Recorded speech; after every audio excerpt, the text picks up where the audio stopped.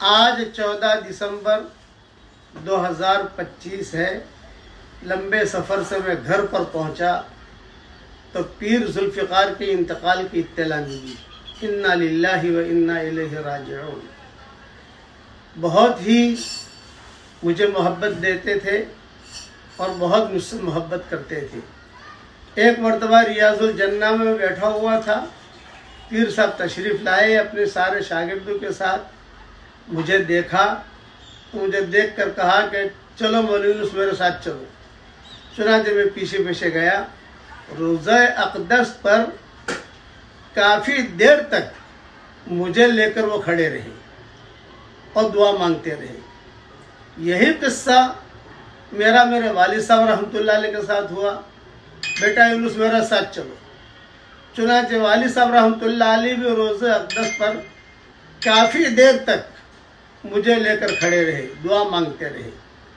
جب بھی ہمارا سفر حجاز کا ہوتا تھا، عام طور سے رجب، شعبان، رمضان یہ 3 مہینے ہمارے وہاں گزرتے ہیں۔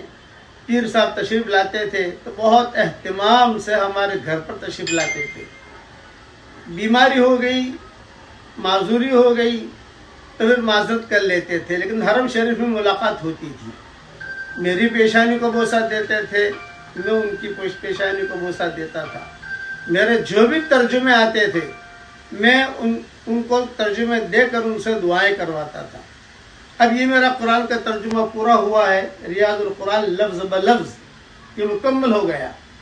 تو میں یہی کہہ رہا تھا، میرے جنات سے بھی کہہ رہا تھا، ساتھیوں سے کہہ رہا تھا کہ بھی اسے مدینہ منورہ لے جانا ہے انشاءاللہ، وہاں دعا بھی کرنی ہے حرمین شریفین میں، اور پیر صاحب سے ملاقات تو ہوگی ہی ہوگی انشاءاللہ، تو ان کی خدمت پیش کریں گے، دعائیں لیں گے۔ لیکن اب وہ دنیا سے رخصت ہو گئی۔ میری سب سے درخواست ہے کہ جتنا ہو سکے ایصال ثواب کریں۔